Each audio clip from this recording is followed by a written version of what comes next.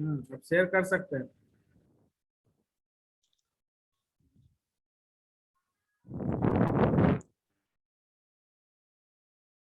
Sir दिख रहा है स्क्रीन? दिख रहा है।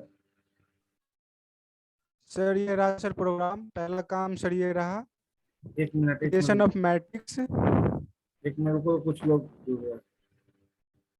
हाँ बताइए। चलिए ये रहा पहला काम सर, आप बोलते कि 5 काम करके लाना है, क्रिएशन ऑफ मैट्रिक्स। देखिए सर, हम्म दूसरा काम sir traversing of matrix.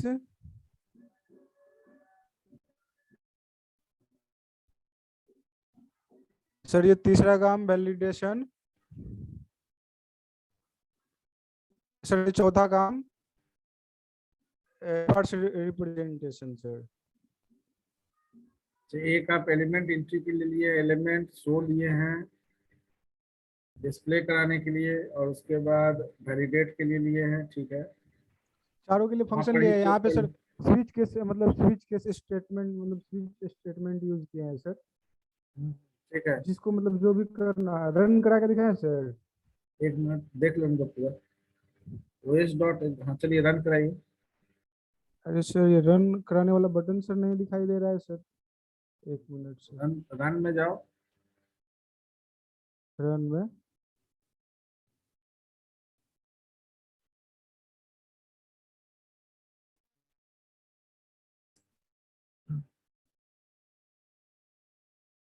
Sir, एक रन मिनट सर, ये रन कराने वाला सर बटन दिखाई नहीं दे रहा है। बटन क्यों बंद, सर। इसको इसको बंद कीजिए ना, एक्सटेंशन कोड रनर, इसको बंद कीजिए। Okay sir. वो तो इंस्टॉल नहीं है आपका, इसको हटाइए। तो सर कैसे रन होगा सर ये? रन नहीं किए हो इसको?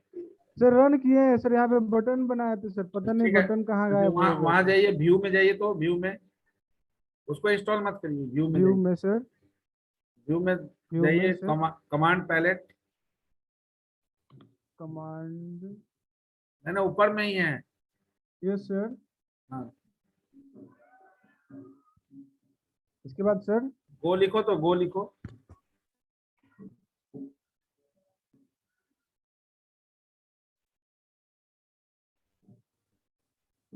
वो इंस्टॉल कहाँ दिखा रहा है? सर अलग से हम इंस्टॉल किए थे सर, आज पता नहीं काम क्यों नहीं कर रहा सर। अच्छा ठीक है, गो इंस्टॉल लिखिए ना, वहाँ पर दिखा तो रहा है आपका एक इंस्टॉल है। यस सर, एक नहीं मिनट नहीं, वहाँ देखा पर पैलेट चेक करिए, इसको बंद कीजिए। व्यू ओके में सर। जाइए। व्यू, व्यू में गो, कमांड पैलेट में क्लिक करिए, वहाँ लिखिए गो इंस्टॉल। हाँ ये अपडेट टूल्स, हाँ इस सबको चेक करिए, ऊपर में एक बार चेक क्लिक करिए। Yes sir. Okay. Thank you sir.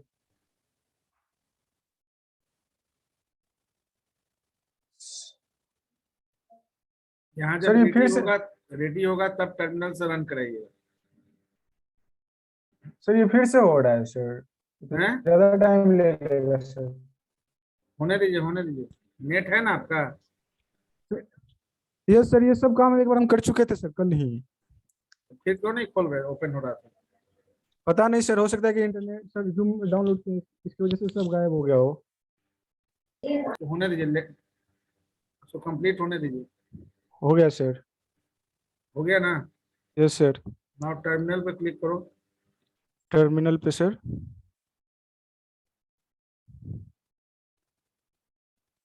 Terminal. Yes sir. हाँ, नहीं न्यू टर्मिनल नहीं, रन करिए, अब रन रन में जाइए। सर नहीं वहां से नहीं, यहाँ नीचे आइए। ये डिबग कंसोल के बाद टर्मिनल पर क्लिक करिए।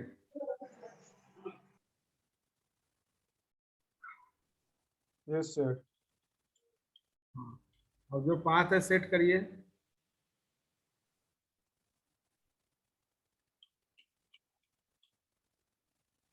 यस सर, एक मिनट सर।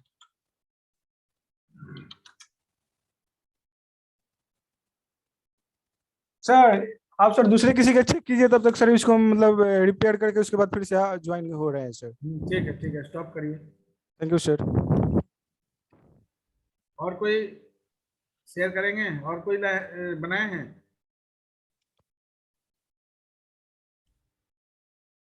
एनीवन? नहीं बनाए। सर एरर आ रहा है सर प्रिंटफ वाले में सर। हाँ, तो शेयर करोगे तब ना देखेंगे क्या एरर आ रहा है।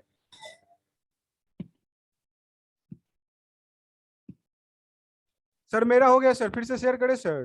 नहीं रुको, अब तो ये तो ऑनलाइन कंपाइलर ही यूज कर रहा है। ठीक है, शेयर करो। सर हम शेयर करें? भावेश तो ऑनलाइन कंपाइलर यूज कर रहा है।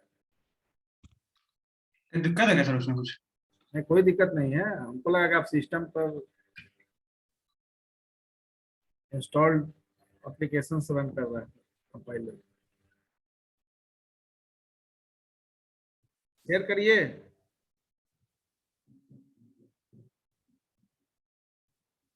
इसके अलावा और कोई? सचिन राज, आशीष कुमार।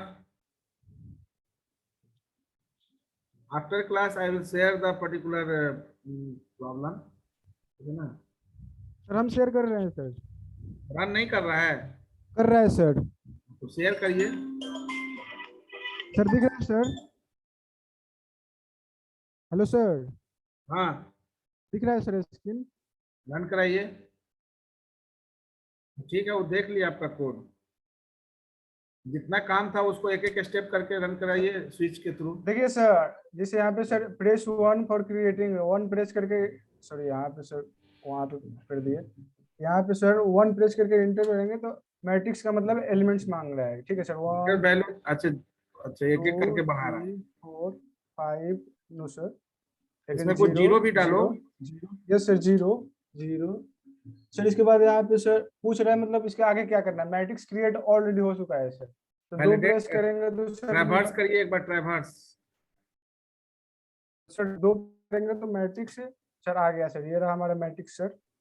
मतलब चेक करना है कि मतलब इसमें स्पार्स हाँ, रिप्रेजेंटेशन अगर हाँ मतलब ठीक जरूरी है, है कि नहीं, तो सर उसके लिए 3 सर। तीसरा तीन नंबर सर, करिए। तो सर जरूरी है सर। नीडेड, ठीक है, तो चौथा नंबर करिए। 4 नंबर सर हो गया सर, ये रहा sir, row column value sir, 4 value है सर। नहीं तो ये तो स्पार्स नहीं ना हुआ जी। सर हम तो रो ऐसे ही कॉलम, समझे थे सर। तुमको रो कॉलम और वैल्यू थोड़े लिखना है। Yes actual sir. Number of row कितना है वो प्रिंट करना है। कॉलम कितना है वो प्रिंट करना है, नंबर। और वैल्यू कितना, यानी कि नॉन जीरो वैल्यू कितना है वो प्रिंट करना है। तुम रो तो सर कॉलम ये वैल्यू, रहा, नो सर, ये सर देखिए सर, ये नॉन जीरो सर, वैल्यू में नॉन जीरो और फिर वैल्यू है हमारा जीरो भी। सर। आइए सर, हमारा मतलब ये जीरो रो, अच्छा ठीक है, ये जीरो जीरो। सर हम इंडेक्स 0 लिए हैं सर, अच्छा इंडेक्स एक मिनट मतलब रुको स्टार्ट। रुको, एक मिनट, कितना है नॉन जीरो? 4 है। यस सर, 4 है, 1 2 3 4 तो सर। 4 है तो इसमें पहला वाला जो रो है उसमें तुमको नंबर ऑफ रो और नंबर ऑफ कॉलम और number of non zero print करना चाहिए। तुम सर रो मतलब कॉल, ये ठीक है, हम तो, रो कॉलम वैल्यू लिखे हो ठीक है, लेकिन यस रो सर। कॉलम वैल्यू तुम समझ गए। दूसरा हम उसको समझाए थे, देखे कोड देखें आपका कहाँ है, इससे बाहर निकलिए, एग्जिट हो यस ये सर। 5 से। सर एग्जिट बटन काम नहीं कर रहा है सर, आपसे पूछना था कि कैसे एग्जिट काम नहीं लेगा काम कर सर। रहा, वहां रुको, गो टू एग्जिट कर लो। एक एग्जिट यस कर सर, लिए, एक एग्जिट के लिए लेबल बना लीजिए। यस सर बना लेंगे सर। हाँ देखिए ये यहाँ रहा पर क्या सर इस पर। बता रहे हैं, रुको, ये os डॉट एग्जिट यहाँ नहीं काम करेगा, ये हटाइए। यहाँ सर आपको पर, कहाँ दिख रहा है यहाँ देखिए, यहाँ कहाँ रो कॉलम वैल्यू लिखे हैं ना, ये ठीक है लिखे, कहाँ चला गया जी? ये वाला सर, ये वाला देखना है सर। Yes sir. अच्छा ठीक है, पहले नीचे वाला करो तो फिर ऊपर करना। सर ये देख लीजिए पहले सर। हाँ ठीक है, वो ऊपर में ये देखिए, रो कॉलम वैल्यू, कॉलम का स्पेलिंग ठीक कीजिए इसको, वैल्यू। इसके यस बाद सर। आपको जो है जीरो से नहीं करना है, यस इसको सर। 1 से करना है। और जीरो वाला को पहले प्रिंट कराइए, यहाँ पे इंटर करो। कहाँ पे सर? यहाँ वैल्यू जहाँ कहाँ? लिखे हो ना, value F M print LN जो लिखे हो उसका इंटर करो। Yes sir.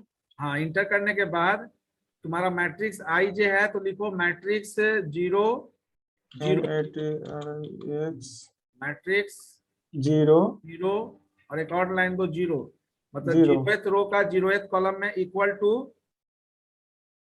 कहीं कैलकुलेट किए होंगे ना आप, टोटल नंबर ऑफ रो, रो कितना है इसमें, Yes पता है, sir. फिक्स है? Yes रो sir, कितना fix है? है sir. रो कितना तीन है? तीन 3 sir. इक्वल टू 3 लिख दीजिए। Equal to 3. मतलब 3 थोड़ा होगा जी, 3 आपका, अच्छा ठीक है, नंबर 3 by 3 मैट्रिक्स लिए हो ना? Yes sir. हाँ तो ठीक है, 3 इंटर करो, फिर लिखो matrix 0 1, matrix 0 1। 0 1. Yes sir.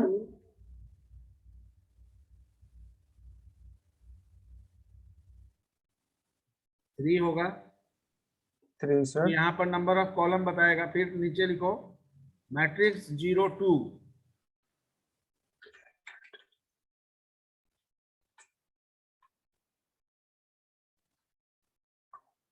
Equal to, अब नॉन जीरो एलिमेंट कहाँ कैलकुलेट किए, किस वेरिएबल में? Non zero element. हाँ, नॉन जीरो का मतलब जो जीरो नहीं है, कहीं चेक किए हैं सर उसको? यहाँ पे हम लगाए हैं सर. सर यहाँ पे लगाए हैं सर. अगर सर यहाँ पे इफ मतलब कंडीशन लगा दिए हैं सर. इफ मैट्रिक्स मतलब आईजे, अगर आईजे का वैल्यू अगर 0 नहीं है तो उसको मतलब प्रिंट कर देना है सर. 0 है तो छोड़ देना है सर. सर आप समझाए थे तो सर हम तो यही समझे थे कि जितने भी नॉन जीरो वैल्यू है उसको फिर से प्रिंट करवा देना है सर, उसके मतलब वैल्यू के नीचे साथ. करिए, हम अभी समझाते हैं, उसके हिसाब से चेंज करिएगा, नीचे कीजिए। Yes sir. सर स्पार्स का मतलब तो वही होता है ना सर, कि हाँ, मैट्रिसेस में स्पार्स जितना का जीरो मतलब नॉन होता जीरो है, एलिमेंट हो उसको मतलब कि रो और जब कॉलम के। जीरो, ज्यादा जीरो एलिमेंट अगर एग्जिस्ट करता है तो उसका रिप्रेजेंटेशन जीरो को अवॉइड करके ना करेंगे। तो सर जीरो को डिवाइड करके तो हो ही रहा है सर हमारा. देखिए तो हाँ हो रहा सर है, जीरो ये भी रहा प्रिंट सर वैल्यू. नहीं सर, ये मतलब दिखा रहा है कि कितने नंबर रो है और कितने नंबर कॉलम में ये वैल्यू है सर. ये दिखा रहा है सर हमारा. हाँ तो इसमें हमारा जो स्पार्स एरे है ना, उसमें पहला लाइन में वो भी दिखना चाहिए, क्या यानी कि sir? Total number of row, column कितना है और वैल्यू। आप उसको क्या बना दिए हैं, आप टाइटल हेडिंग बना दिए हैं, रो कॉलम किसको वैल्यू को सर? हेडिंग बना दिए। रो कॉलम वैल्यू को हेडिंग नहीं बनाना है, रो सर कॉलम मतलब वैल्यू में इसके कहने का एक्चुअल रो मतलब का ये है नंबर सर. संख्या लिखना है। ये तो आपका सर ठीक है, 0 0 है तो उसको +1 कर दीजिएगा, तो ये आपका फर्स्ट रो फर्स्ट कॉलम में एक नंबर वैल्यू है, first row yes sir. Second column में 2 नंबर है, वो तो यहाँ पर केवल लॉजिक में आपको +1 करिएगा, वो ये सही हो जाएगा। लेकिन जो पहला रो है ना, पहला रो में आपको रो का वैल्यू, कॉलम का वैल्यू और नॉन जीरो का वैल्यू प्रिंट कराना है, वहां पर रो कॉलम और वैल्यू एज ए हेडिंग नहीं प्रिंट कराना है। समझ रहे हैं मतलब बात को? नहीं समझ रहे हैं सर. स्टॉप करो, शेयरिंग समझाते हैं तुमको। Yes sir.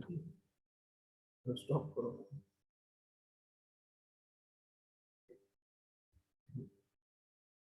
देखिए यहाँ पर हम लोग डिस्कस किए थे,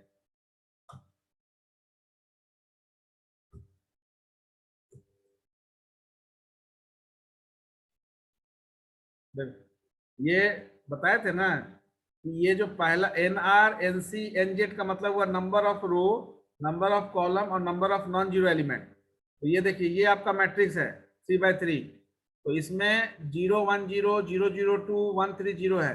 तो अब ये मैट्रिक्स में जहां आपका नॉन जीरो एलिमेंट है उसको प्रिंट करना, वो जो जीरो हो रहा है वो तो आपका सही हो जाएगा, उसमें कोई दिक्कत नहीं है, उसमें केवल +1 कर दीजिएगा आप, जहां पर आई लिखे ना I+1 कर दीजिएगा, हो जाएगा। जे है तो J+1 कर दीजिएगा, यानी कि एरे का इंडेक्सिंग, चूंकि हम ये भी बताए थे कि 0 1 2 से होता है, लेकिन यूजर पॉइंट ऑफ व्यू से यूजर इस मैट्रिक्स में पहले रो को जीरो नहीं मानता है, उसको फर्स्ट रो मानता है, सेकंड रो मानता है, थर्ड रो मानेगा, first column second column third column. तो उसको आप डिस्प्ले के सेक्शन में एक ऐड कर देंगे, तो आई अगर 0 है तो 1 हो जाएगा, 1 है तो 2 हो जाएगा, 2 है तो 3 हो जाएगा। Yes sir. Yes sir. तो ये आपका नीचे वाला काम सही कर रहा है, इसमें कोई दिक्कत नहीं, उसमें खाली +1 करेंगे। ऊपर वाले सेक्शन में आप क्या किए हैं, हेडिंग बना दिए हैं, रो कर दिए हैं, कॉलम कर दिए हैं और वैल्यू प्रिंट कर दिए हैं। वहां यस पर सर. एक्चुअल में रो का संख्या लिखना है, कितना रो है एक्चुअल मैट्रिक्स में, जो मैट्रिक्स है स्पार्स, उसमें कितना रो है, तो 3 रो है, कितना कॉलम है तो 3 कॉलम है, और कितना नॉन जीरो एलिमेंट है तो 4। यस सर, ये तो सर अब तो हो ही जाएगा सर, एकदम इजी है सर। पहले पता नहीं था कि सर नंबर ऑफ मतलब रो और कॉलम लिखना है और हाँ, नंबर ऑफ नॉन बस जीरो यही वैल्यू। वही बात बता रहे हैं, वो चीज आपका हो जाएगा। और जहां पर आप एग्जिट करना चाह रहे हैं, वो चूंकि आप लूप लिए हैं ना, लूप कौन सा लूप लिए हैं आप? For loop, while loop for loop और वाइल लूप। दोनों ले लिए हो? नहीं सर, मतलब कहीं फॉर लूप लिए हैं, कहीं वाइल लूप लिए हैं सर, 2 लूप का यूज किए हैं सर। एक मिनट, अब तुम अपना प्रोग्राम ओपन करो। तुमको ट्रू और फॉल्स फ्लैग यूज करते हैं ना, तो आप फॉर लूप में वाइल लूप यूज किए हैं सर, वाइल लूप मतलब पूरे प्रोग्राम का बता रहे थे सर हम। कोड ओपन करिए, कोड। ये रहा सर। एक मिनट। मतलब फॉर ट्रू, मतलब वही ना सर, इसी को ना बोलते हैं फॉर लूप इसमें सर। हाँ ठीक है, ठीक है। वो यहाँ देखिए एग्जिट जो लिखे है ना, यस सर। यहाँ पर लिखिए गो टू एग्जिट। ये कमेंट हटाइए और एक फंक्शन एक लेबल बना दीजिए, go to exit. Go go to एक साथ लिखिएगा। Go to. हाँ सर, हो गया। आगे अब सर। ये आपका डिफॉल्ट, ये आपका यहाँ कहाँ बंद हुआ है? स्विच बंद हुआ है, फिर उसके बाद फॉर लूप बंद हुआ है। फॉर लूप बंद हुआ है तो उसके बाद मेन फंक्शन बंद हो गया है इसको सर। फॉर लूप के बाद यहाँ पर डालिए। फॉर लूप के बाद सर, हाँ, यानी यहाँ पे यहाँ पर एग्जिट, एक लेवल बना दो, exit colon, exit colon, colon dot नहीं, कोलोन। Yes sir. ऐसे लेबल लेते हैं और इंटर करके वहां पर कुछ भी प्रिंट करा दीजिए, एफएमटी प्रिंट एलएन आउटसाइड या एंड ऑफ द प्रोग्राम, कुछ भी प्रिंट करा दीजिए ताकि वो पता चले कि एग्जिट काम कर रहा है। पी का प्रिंट का पी कैप है, एंड ऑफ, हाँ, E N D. Yes sir. और उसको भी चेक करिए ऊपर में। तो उसको सर सिंपल यहाँ पे कर देना है, चेंज करना है यहाँ पे। थ्री नहीं सर लिखना है उसको, वहां पर। हाँ यस सर, चेंज हो कहीं पर जाएगा non sir. Zero element count yes count sir किए चेंज। होंगे ना, बी या किस में रखे हैं? बी में। नहीं सर, यस सर, वी में रखे। हाँ, तो बी को वहां प्रिंट कराइए। यहाँ पे सर, यहाँ पे बी को, यहाँ पे वैल्यू की जगह पे बी को प्रिंट कराना है सर। हाँ, तो वो भी कर सकते हैं। Yes sir, B sir, B.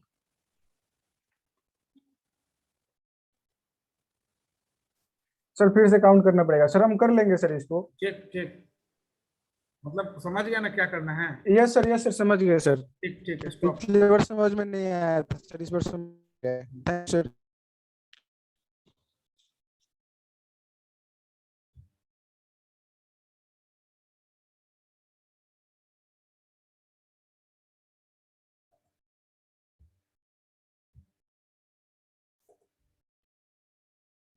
ये हो गया था, रिकर्सन हो गया था।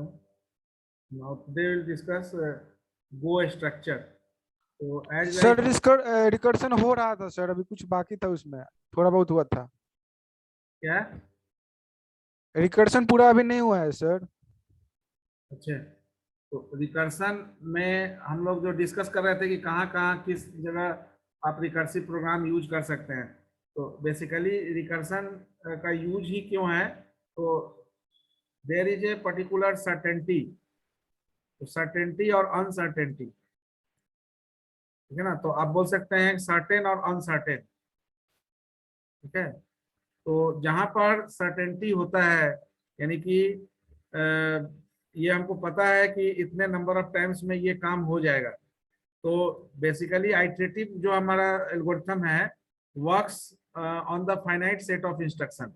तो whenever there is a finiteness of execution, कितने समय तक एग्जीक्यूट होगा, ये फाइनाइटनेस होगा, then we can prefer the loop construct, otherwise we go for the decision control structure. तो ये अनसर्टेन अगर आपको कंडीशंस के बेसिस पर, that's why decision control structure is used in the recursive algorithm. इसमें एक एग्जांपल हम लोग लेते हैं कि सिंपली अगर आइटरेटिव प्रोसीजर या रिकर्सिव प्रोसीजर यूज करना है तो suppose there is a book fair organize in Gandhi Maidan suppose and अब यहाँ पर दो मॉड्यूल है। बुक फेयर अगर लगा है तो there is a shopkeeper and that is the owner of shop and there is a customer. तो ये दो मॉड्यूल में सर्टेनिटी किसके साथ है, शॉपकीपर के साथ या कस्टमर के साथ? शॉपकीपर। सर्टेनिटी का मतलब निश्चितता, कौन ज्यादा निश्चित है, शॉपकीपर या कस्टमर? शॉपकीपर। हाँ, शॉपकीपर अगर 20 डेज के लिए पे किया है, ठीक है ना, 20 डेज या 10 डेज के लिए अगर वो अलॉट किया है कोई भी स्पेस या लोकेशन या रीजन, तो वो 20 दिन तक तो वो अब जो है वो फाइनाइट है, उसके लिए ये निश्चित है कि 20 दिन तक वो शॉप ओपन क्लोज करेगा। लेकिन कस्टमर जो है वो सर्टेन नहीं है, कस्टमर अनसर्टेन है। मतलब कस्टमर के लिए ये कोई बाउंडिंग नहीं है कि वहां पर बुक फेयर ऑर्गेनाइज हो गया है, लगा हुआ है, तो कस्टमर डेली वहां जाए और बुक शॉप पर जाके खड़ा हुआ और बुक देखे, पढ़े, खरीद के लेके आए या नहीं खरीदे जो भी, तो कस्टमर एंड पर कोई बाउंडिंग नहीं है। लेकिन शॉपकीपर जो है ये, तो अब शॉपकीपर एंड से आप देखें तो शॉपकीपर एंड से हम अगर कोई प्रोसीजर एग्जीक्यूट करना है तो we just go for the iterative one. तो iterative procedure is used for this handling shopkeeper. But customer point of view से अगर देखा जाए तो ये कंडीशंस बेस्ड होगा, यानी कि कस्टमर जो है वो एक स्पेसिफिक कंडीशंस के बेसिस पर वो काम करेगा। तो उस केस में कुछ एल्गोरिथम है जिसको हम रिकर्सिवली जो है लेस कॉम्प्लेक्सिटी के साथ हैंडल किया जा सकता है, कर सकते हैं। दूसरा कि हर प्रॉब्लम रिकर्सिवली हैंडल हो ऐसा कोई जरूरी है? एनीवन? हर प्रॉब्लम रिकर्सिवली हैंडल हो ऐसा कोई जरूरी नहीं है। तो जहां पर इसका जरूरत होता है वहां पर हम रिकर्सिव एल्गोरिथम यूज करते हैं, जहां पर जरूरत नहीं है वहां पर हम रिकर्सिव एल्गोरिथम यूज नहीं करते हैं। We just go for the particular iterative one. तो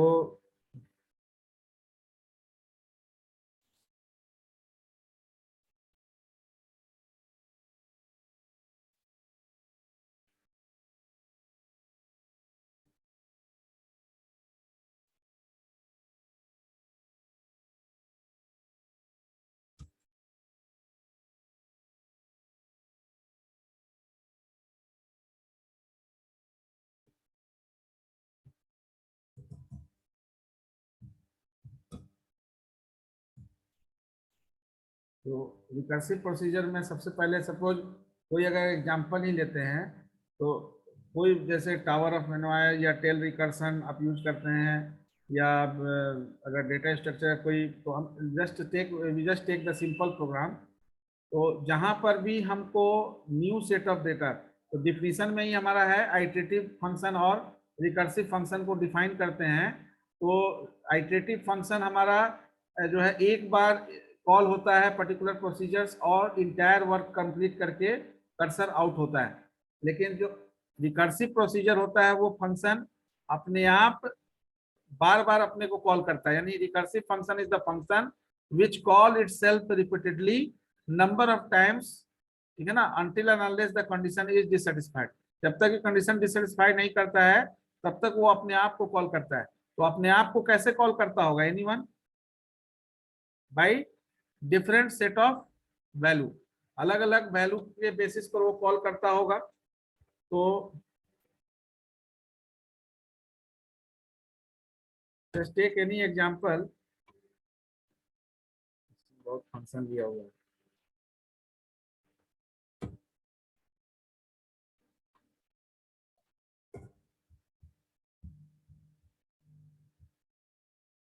सपोज सिंपल हम लोग लेते हैं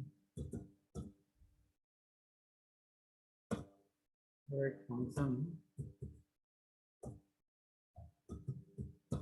फैक्टोरियल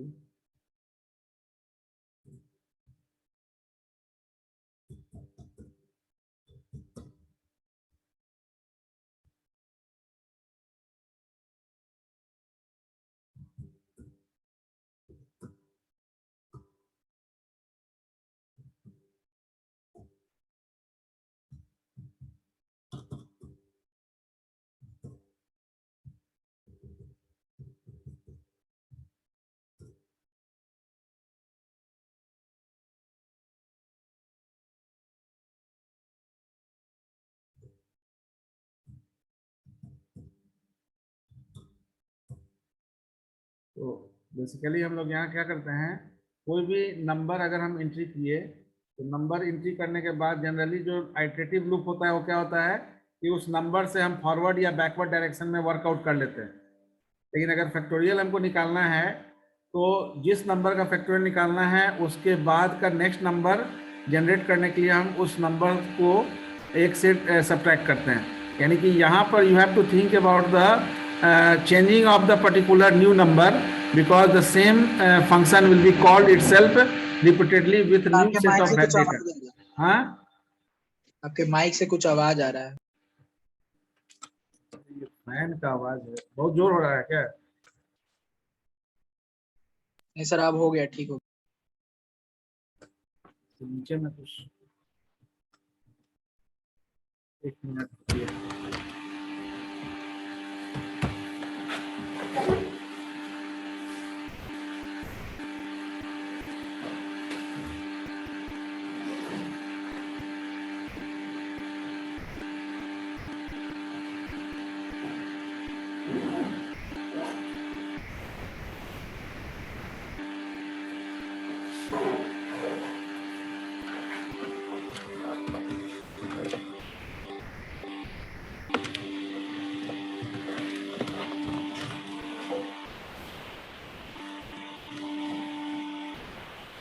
थोड़ा सा कम होगा, धीरे धीरे फैन का थोड़ा आवाज आ रहा है।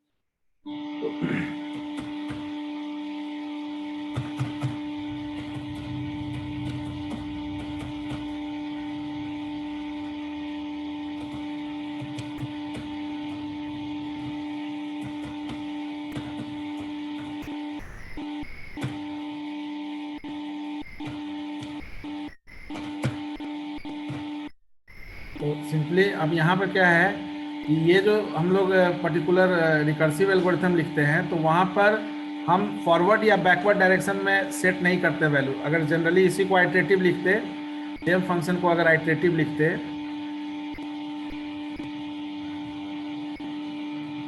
तो यहाँ पर डायरेक्टली हम यहाँ चेक कर पाते, ठीक है ना। अब बाकी जो कंडीशंस है यहाँ पर बिना चेक किए भी हम डायरेक्ट ये काम कर लेते कि फॉर आई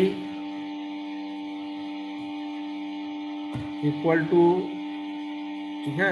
अब नम तक हमको चलना है तो 1 से स्टार्ट करते और आई लेस देन इक्वल टू नम तक अगर हम जाते हैं और आई प्लस प्लस। इसके बाद हम सिंपली हम लोग क्या करते थे, एक्यूमुलेटर लेते थे। तो एक्यूमुलेटर के लिए यहाँ पर कोई एक कैलकुलेटर एफ यूज कर लें अगर, तो f इक्वल टू 1, या यहाँ अगर एफ यूज नहीं करते हैं तो डायरेक्टली यहाँ पर ही इसको इनिशियलाइज कर लेते हैं।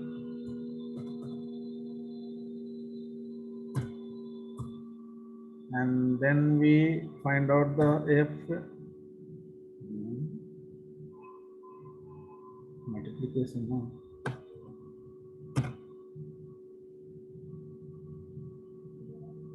F equal to f into I.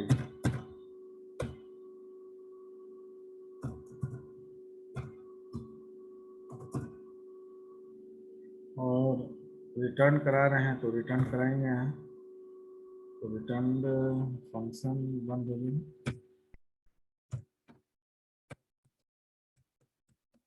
Return F, ठीक है ना। तो ये आपका हो गया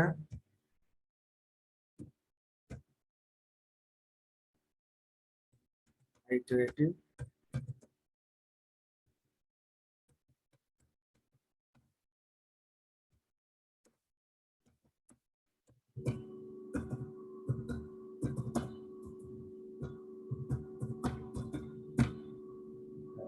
बेसिक डिफरेंस दोनों में क्या है, यहाँ पर हम फाइनाइटनेस, दैट मीन्स कि हम अब यहाँ फॉरवर्ड डायरेक्शन में जा रहे हैं, बैकवर्ड डायरेक्शन में भी जा सकते हैं, नम से 1 तक जा सकते हैं, नम से 1 जाएंगे तो ये डिक्रीमेंटेशन ऑपरेटर यूज करेंगे। तो फॉरवर्ड या बैकवर्ड डायरेक्शन में there is a finiteness whenever we are using loop to implement iterative procedure और आइटरेटिव एल्गोरिथम। अब यहाँ पर मेन में दोनों ही में हमको वैल्यू पास करना है। n एक वेरिएबल लिया हुआ है, उस वेरिएबल को हम यूज करेंगे इनपुट लेने के लिए। printf println enter the number, enter the number, यहाँ से n को इंटर कर देंगे।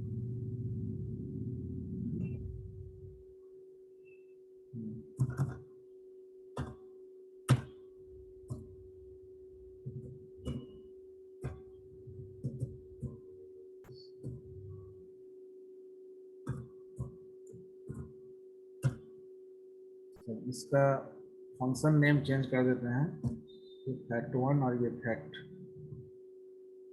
दोनों ही में वैल्यू रिटर्न कर रहा है, इसलिए यहाँ प्रिंट होगा fmt dot print ln factorial और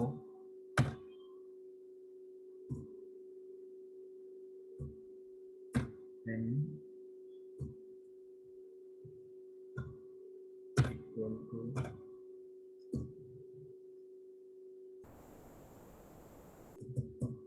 fact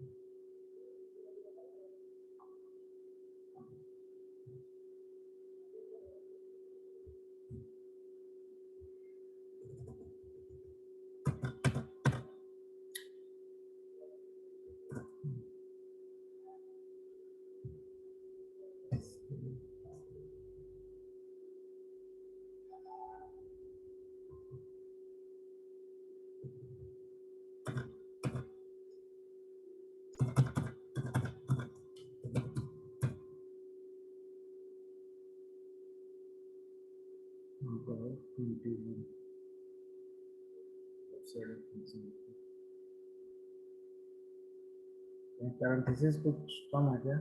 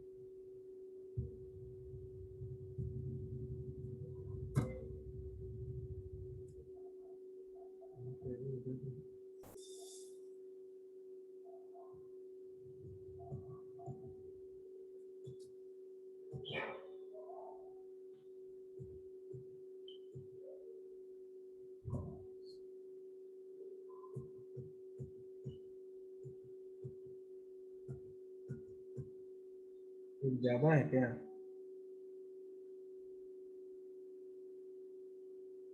एक ज्यादा है। एक दो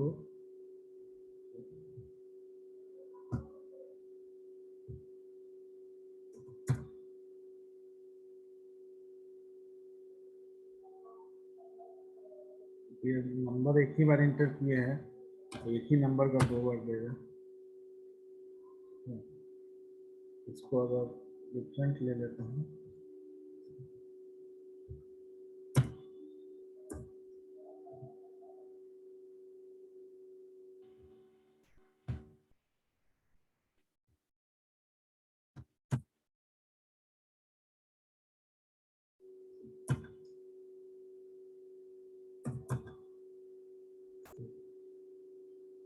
ठीक है, इट इज क्लियर।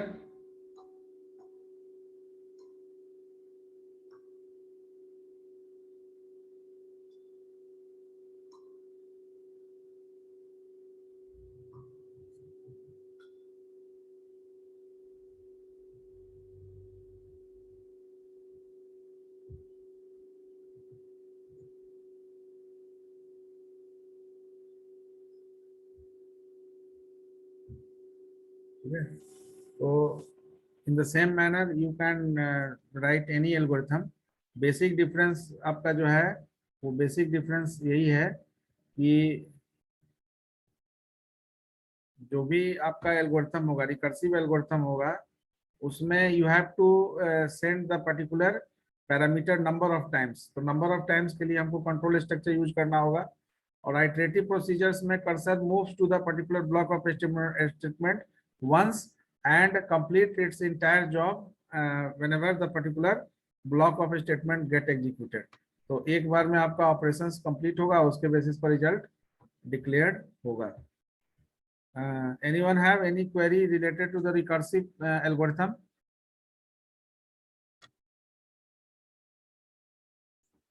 कोई क्वेरी है किसी का? then we so you can write any algorithm to handle the particular procedures in recursive manner। ठीक है, now as like C++, we are using a data structure in Go programming language also there is a concept related to the structure and basically अगर हम structure हम लोग बात करते हैं तो स्ट्रक्चर से एक कॉन्सेप्ट आता है कि एरे का जो है, एरे से हम माइग्रेट होते हैं स्ट्रक्चर की तरफ, इसलिए क्योंकि एरे में we have only scope for handling similar type of variable। so if the variable type is similar then we can go for the array, but if you have to store the record, अगर कोई record अगर store करना है तो उस case में that record may contain several types of attributes or fields you can say। so whenever we discuss the database, तो database में there is a concept of entity that is termed as table। तो entity जैसे table आपका है तो ER diagram, we are using ER diagram to make establish relationship between various table. तो जैसे अभी हम लोग स्ट्रक्चर जो डिस्कस करेंगे that is related to the table also. In case of class it is class also. तो structure student अगर हमारा टेबल है तो student table contain several attributes और fields like student ID, student name, course, university, date of birth. तो these are the attributes you have to set for the particular student. एक student के लिए ये सारे एट्रीब्यूट्स आपको सेट करना होगा because it will generate the records of the particular student. एक स्टूडेंट का रिकॉर्ड ये जनरेट करेगा। तो similarly in case of structure in Go programming we need a particular data structure through which we can allocate multiple attributes or field to represent any entity। तो किसी entity को, जैसे student entity है तो यहाँ database में उसको table का नेम बोलते हैं। और इसी चीज को अगर हम प्रोग्रामिंग, अगर हम रिकॉर्ड की बात करें तो रिकॉर्ड में एक हमारा स्ट्रक्चर होगा, जिस स्ट्रक्चर के अंदर हम रिकॉर्ड रखेंगे, जिसके लिए रिकॉर्ड रखेंगे।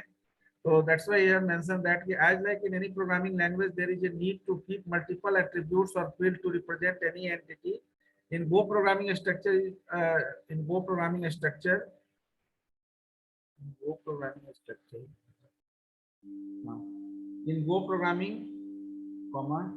the structure is used to handle different type of variable in a single module। तो single module में तो as like type def we are using in this case of a structure. So here we are using type statement and struct statement. तो जैसे थोड़ा सा यहाँ पर variable और डेटा टाइप का जो है प्लेसमेंट डिफरेंट है, तो यहाँ भी struct कीवर्ड जो है after placing the structure name we use struct keyword, and then we start the opening brace. Whatever member definition we want to define under structure, we just define it and then we terminate it. There is no need to place semicolon here, but if you mention semicolon, there is no problem. Your semicolon is not visible at the time of compilation. Compilation के बाद वो नहीं दिखेगा, because that semicolon is auto adjustify by your Go compiler. Now, whenever you write the particular, जैसे अब type s struct लिख रहे हैं, तो टाइप एस्ट स्ट्रक्ट के अंदर आप वेरिएबल लेते हैं, जैसे स्ट्रिंग टाइप, एक वेरिएबल लिया ए बी, ए में हेलो, बी में वर्ल्ड टाइप किया. Now to access the member of the structure we just use the communication operator dot S dot A S dot B. तो A and B is the attributes of this structure S. तो S के through हम इसको access करेंगे, ठीक है, S dot A S dot B. तो next इसी से रिलेटेड है how we accessing structure member इन गो. तो through message communication operator that is dot. Now suppose there is a particular structure name book. तो book is the structure name and that book contains several attributes. So like title of the book, author of the book, subject of the book, book ID, publication. So these are the various attributes of this structure book, and I think more or less all are string type, because अगर आप alphanumeric ID लेते हैं book का, alphabet और numeric, तो it is also treated as a string in particular programming language. तो you can also take here numeric value, तो वहां पर आप डेटा टाइप चेंज कर दीजिएगा. Now there is two provision. एक प्रोविजन क्या है, एक प्रोविजन है आपका, कि आप वेरिएबल इस बुक स्ट्रक्चर का डिफरेंट वेरिएबल ले. जैसे जनरली हम लोग प्रोग्रामिंग करते हैं तो एरे अगर यूज नहीं करते हैं तो क्या करते हैं, अगर हमको 5 वेरिएबल में से मैक्सिमम मिनिमम निकालना है तो 5 डिफरेंट वेरिएबल लेते हैं. तो ऐसे ही यहाँ पर भी कॉन्सेप्ट है कि book is the data type now, because book is the name of the structure. So we can use this structure name as a data type, and whenever we declare any variable under this data type, then that is treated as a variable for this structure. So suppose individually हमको 2 book का detail रखना है, 2 book का detail हमको entry करना है, 2 से अधिक नहीं करना है. तो we just take one B1 and B2, 2 books of this structure book, और उसी तरह से इसके एक एक एट्रीब्यूट्स में हम एंट्री लेंगे. बुक B1 डॉट टाइटल में we just suppose write any string, कोई टाइटल का नाम ले लेंगे. B2 डॉट टाइटल कोई स्ट्रिंग का नाम ले लेंगे. Similarly we put up the author, subject, book ID and publication for each and every variable. तो बुक 1 के लिए भी ये 5 लेंगे, बुक 2 के लिए भी 5 लेंगे, and then whenever we need to allocate the particular value, then we can allocate it through the book 1, B1 and B2. But there is another way through which we can handle the particular structure member, or you can say attributes, using array. So array yani structure, any array of a structure we can use. So in place of taking 2 or 3 or number of variable for the structure, we just take the array of a structure. तो अगर हमको array of a structure लेते हैं B10 and the book is the data type, तो book का अगर B10 एक array लेते हैं, then you can access up to 0 to 9, 10 different book, 10 book का आप ये एट्रीब्यूट सेट कर सकते हैं, यानी कि 10 बुक का रिकॉर्ड आप इस बुक स्ट्रक्चर के थ्रू एंट्री ले सकते हैं. Now whenever you are handling 0 to 9 index, then you have to use the loop construct, और loop construct के बेसिस पर आप bi डॉट टाइटल, अब i का वैल्यू जो भी हो, तो यहाँ पर क्या करेंगे, अगर हम b ले रहे हैं तो ये B1 B2 जो 2 अलग अलग स्ट्रक्चर वेरिएबल के थ्रू हम एक्सेस किए, वो चीज हम एरे ऑफ स्ट्रक्चर के थ्रू भी एक्सेस कर सकते हैं. तो now whenever you want to initialise any value to the particular structure member, then you just use the structure name dot as a communication operator, then attribute name, and then equal to whatever value you want to set.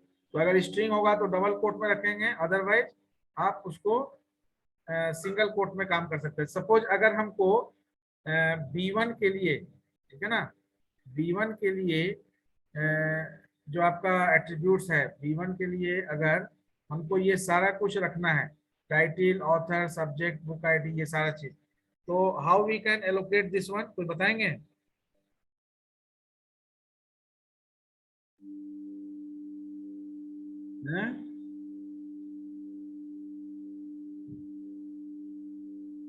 B1 is the structure variable for the book। तो अगर हम इसमें static value एक साथ लेना चाहेंगे तो कैसे ले सकते हैं? Without declaring, without using var B1 book। अगर हम var B1 book नहीं लिखना चाहते हैं, we just make it in a comment and we want to initialize like B1 dot title, then in which manner we can write? Anyone?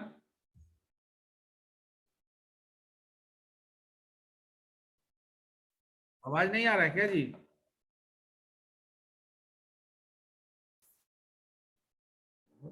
Ashish Rahul, Divya Kumari,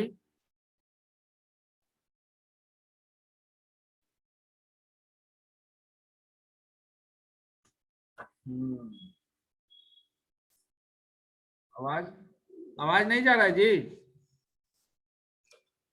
sir समझ नहीं आ रहा, पूछ क्या रहे हैं? हैं? समझ नहीं आ रहा सर, आप पूछ क्या रहे हैं?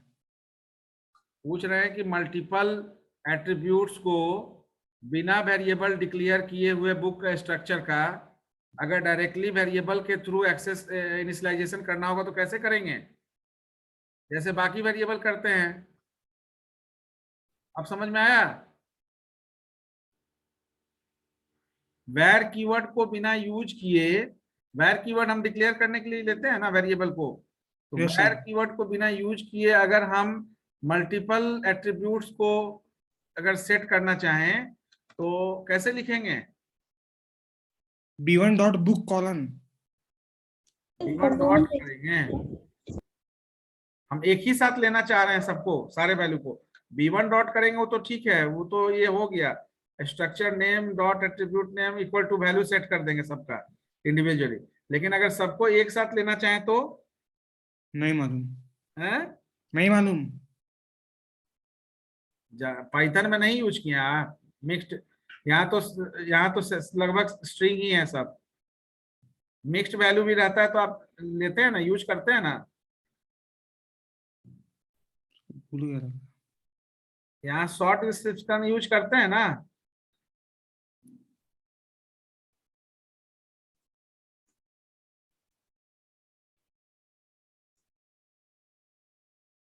Suppose XYZ is the title, author name is Bhavesh, ठीक है, subject is Bulang, then book ID is also a string, so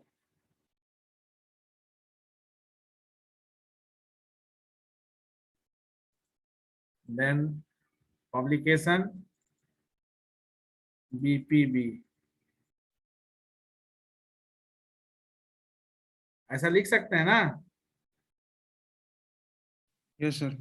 वही पूछ रहे थे नहीं कि सर, अगर हम मल्टीपल वैल्यू को सेट करना चाहें तो कैसे लिखेंगे। तो जैसे हम वेरिएबल यूज नहीं करते हैं, अगर सिंपली var n int, अगर इसको हम नहीं लिखना चाहते हैं और n में वैल्यू इनिशियलाइज करना चाहते हैं तो हम शॉर्ट डिस्क्राइब कर लेते हैं, n इक्वल टू 10 कर देते हैं, ठीक है। लेकिन ये भी केवल लोकल वेरिएबल के लिए है अप्लाई। ग्लोबल वेरिएबल में ये शॉर्ट डिस्क्रिप्शन यूज नहीं होगा। ग्लोबल वेरिएबल में इसको वेरिएबल var कीवर्ड आपको यूज करना ही होगा, डेटा टाइप मेंशन करना ही होगा, ठीक है। तो एक प्रोग्राम लिखिएगा स्ट्रक्चर को बेस करके, just write a program in go to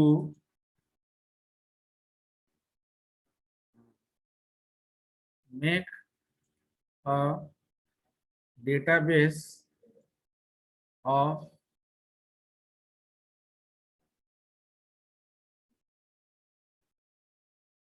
book containing details like वही जो डिटेल्स यहाँ है, title author,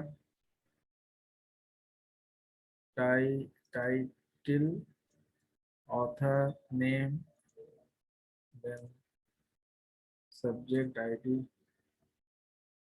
subject book ID and publication. Use Go structures.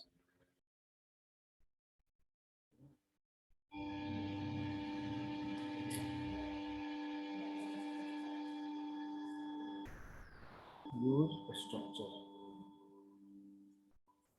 ये सिंपल प्रोग्राम लिखना है. डेटाबेस इसलिए लिख रहा है कि at least n number of books के लिए आपका एंट्री होगा. That means you have to implement array of structure. Array of structure use करना है इसमें. ठीक है. तो जैसे बुक के लिए लिखे हैं, तो बुक के लिए एक इन्वेंट्री इनपुट लेना है और उसको डिस्प्ले कराना है. सिंपल प्रोग्राम लिखना है, हो जाएगा ना. और अगर फंक्शन प्रीवियस इंट्रोड्यूस पेज कर में जाइएगा. सकते हैं